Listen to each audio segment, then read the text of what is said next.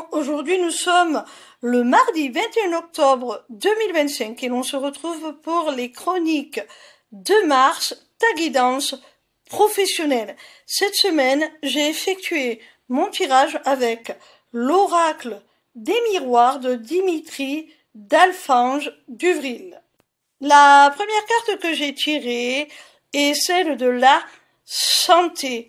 Alors, soit elle te stipule un souci de santé qui pourrait bien stopper ton activité un temps, à moins que ça ne soit la santé de ton activité à proprement parler, de ton travail, qui ne soit pas au beau fixe, c'est-à-dire que les affaires ne seraient pas très bonnes. La seconde carte que j'ai tirée est celle de l'amour, que j'ai d'ailleurs dû modifier pour des raisons de pudeur, afin que ma vidéo ne soit pas supprimée. Alors, cette carte, elle peut vouloir dire deux choses. La première, c'est que tu prends de nouveau plaisir à travailler. Peut-être que pour te sortir du malaise que tu ressens dans ton travail, on l'a vu avec la santé, il va falloir que tu retournes à ce qui t'inspire, à ce que tu aimes faire. Et deuxièmement, ça peut tout simplement être à prendre au sens propre. C'est-à-dire, on peut vouloir te parler d'une relation amoureuse qui peut-être parasiterait ton activité professionnelle. La troisième carte est celle du boomerang. Alors, si on l'associe à la carte précédente de l'amour, ça peut vouloir signifier deux choses. Soit tu reviens à tes premiers amours, professionnellement parlant, à quelque chose que tu aimes faire, à quelque chose qui te plaisait. Soit c'est le retour d'une relation amoureuse, le retour d'un partenaire amoureux, qui te déstabilise et qui parasite ton travail. La quatrième carte est celle de la distance.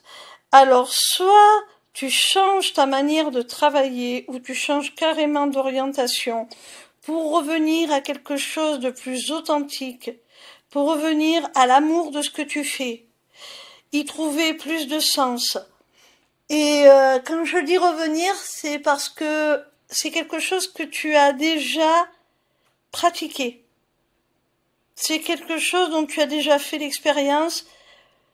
Avec la distance, certainement que ça date d'il y a longtemps.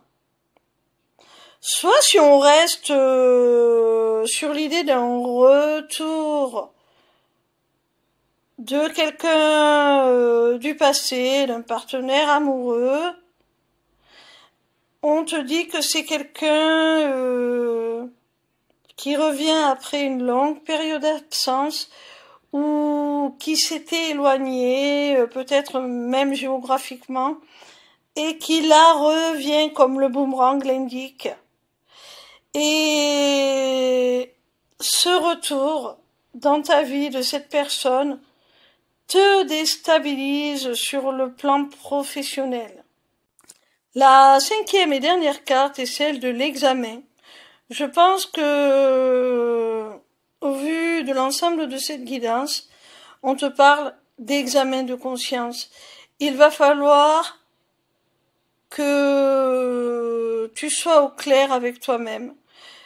On peut te mettre à l'épreuve aussi pour savoir si tu vas te laisser à nouveau déstabiliser par cette personne qui peut-être t'a déjà mis à mal par le passé, a peut-être déjà chamboulé ta vie par le passé.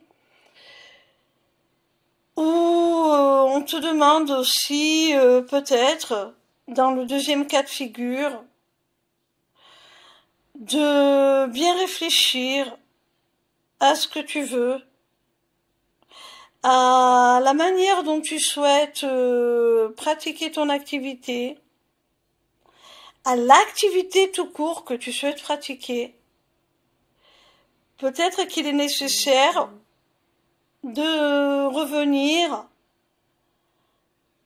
à d'anciennes façons de faire ou à un premier emploi que tu as déjà exercé par le passé et qui te plaisait beaucoup plus que celui que tu occupes actuellement, qui était beaucoup plus épanouissant pour toi. Peut-être que c'est un examen, un diplôme, une formation, au sens propre aussi, que l'on va te demander